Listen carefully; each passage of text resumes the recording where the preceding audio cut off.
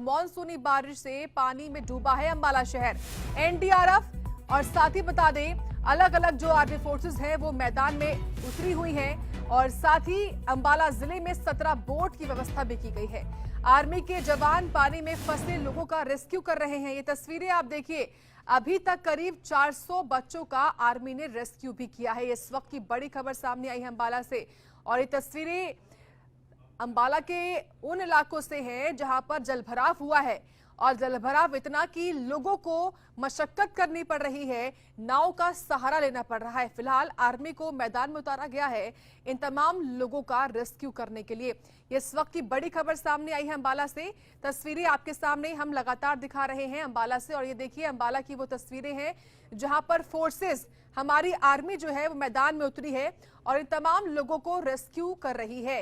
ये तस्वीरें हैं अंबाला के ही अलग अलग हिस्सों से और देखिए किस तरीके से रेस्क्यू टीम जो है मौके पर मौजूद है। एनडीआरएफ की, एचडीआरएफ की टीमें जो है यहाँ पर तैनात की गई हैं और साथ ही बताएं कि 17 बोट जो है वहां उन सभी को मैदान में उतारा गया है। इस पानी के सहारे इन तमाम लोगों को निकाला जा रहा है बोट के माध्यम से, इसीलिए 17 बोटों की व्यवस्था यहां पर की गई है।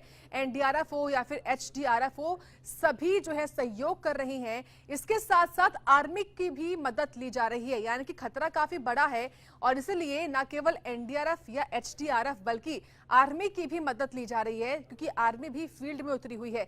17 बोट हैं जिनकी व्यवस्था की गई है अंबाला जिले में। खास तौर से आर्मी के जवान लगातार पानी में फंसे लोगों का रेस्क्यू कर रहे हैं, उनको सेफ जगह पर लेकर जा रहे हैं आर्मी के जवान। और फिलहाल जानकारी ये भी है अंबाला से कि अभी तक करीब 400 बच्चों का आर्मी ने रेस्क्यू किया है। 400 बच्चे जो कि फंसे हुए थे, इन सभी बच्चों का रेस्क्यू करके इनको एक सुरक्षित स्थान पर जो है पहुंचाया गया है। इसी खबर पर और जानकारी के लिए रुक करते सीधे सहयोगी रवि चंदेल का ही। रवि, अभी हालात कैसे हैं, ताजा अपडेट क्या?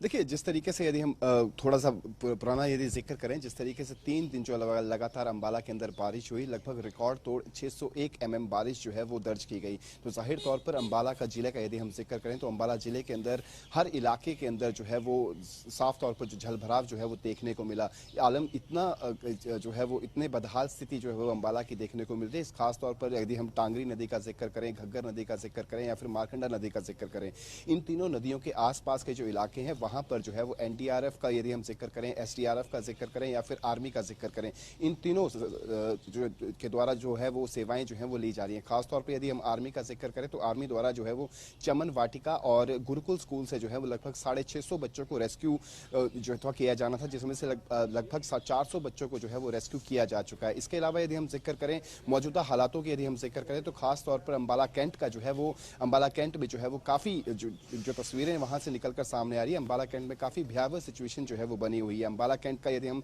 सदर इलाके का जिक्र करें, महेश नगर का जिक्र करें तो इन इलाकों के अंदर जो है वो पानी पूरे तरीके से भरा हुआ है और घरों के अंदर जो है वो पानी घुसा हुआ है। साथ ही साथ यदि अंबाला सिटी का जिक्र करें तो मनमोहन नगर के अंदर जो है वो पानी जो है वो लोगों के घरों के अंदर घुसा हुआ है लगातार जो है वो। और साथ ही साथ यदि मुलाना हल्के का जिक्र करें तो अंबाला जिले के अंदर एक और मुलाना हल्का, साथ ही साथ नारायण हल्का, इन दोनों इलाकों के अंदर भी जो पहाड़ से जो बारिश, तेज बहाव से जो पानी आ रहा है उससे जो है वो काफी जो फसलों का भी नुकसान हुआ है, जान माल की जिस तरीके से जो निकलकर सामने आ रही तस्वीरें निकलकर सामने आ रही, काफी संख्या में जो है वो भारी तबाही जो है वो इस मौसमी मानसून बारिश ने जो है वो अंबाला जिले के अंदर मचाई है। खास बात यह भी है कि जिस तरीके से तमाम, चाहे एनडीआरएफ का जिक्र करें, एसडीआरएफ का जिक्र करें या फिर आर्मी का जिक्र करें, तमाम फोर्सेस द्वारा जो है वो लगातार जद्दोजहद की जा रही है, लोगों को रेस्क्यू किया जा रहा है। साथ ही साथ जो खास तौर पर जो टांगरी नदी का जिक्र करें या फिर घग्गर नदी का जिक्र करें या फिर मारकंडा नदी का जिक्र करें, इन नदियों के किनारे पर जो लोग बसे हैं उनको जो है वो सुरक्षित स्थानों पर जो है वो रेस्क्यू करके भेजा गया है। न सिर्फ खाने पीने की व्यवस्था की गई है बल्कि उनके रहने का भी पुख्ता रूप से जो है वो बंदोबस्त किए गए हैं। लगभग 10 से 12 ऐसे शेल्टर्स होम्स बनाए गए हैं ताकि वहां पर जो रेस्क्यू किए जा रहे हैं लोगों को जो है वो खाना और पीना जो है वो, खाना और पानी जो है उनका बंदोबस्त जो है वो किया जा सके। जी बिल्कुल रवि, देखिए और बहुत जरूरी भी है कि इन हालातों को काबू में करने के लिए जो इंतजाम है वो किए जाए। सबसे बड़ी बात यही रवि की ना केवल एनडीआरएफ या एचडीआरएफ बल्कि आर्मी को भी मैदान में उतरना पड़ा है ताकि जो लोग हैं वो एक सेफ जगह पर पहुंच सके। ऐसे में क्योंकि अब से थोड़ी देर पहले तस्वीरें भी हमने देखी थी कि खुद गृह मंत्री अनिल विज जो है वो नाव के सहारे जायजा ले रहे थे। ऐसे में निर्देश क्या कुछ हैं इन तमाम अधिकारियों को, खासतौर से मंत्री की ओर से, ताकि जो हालात है वो सामान्य हो सके?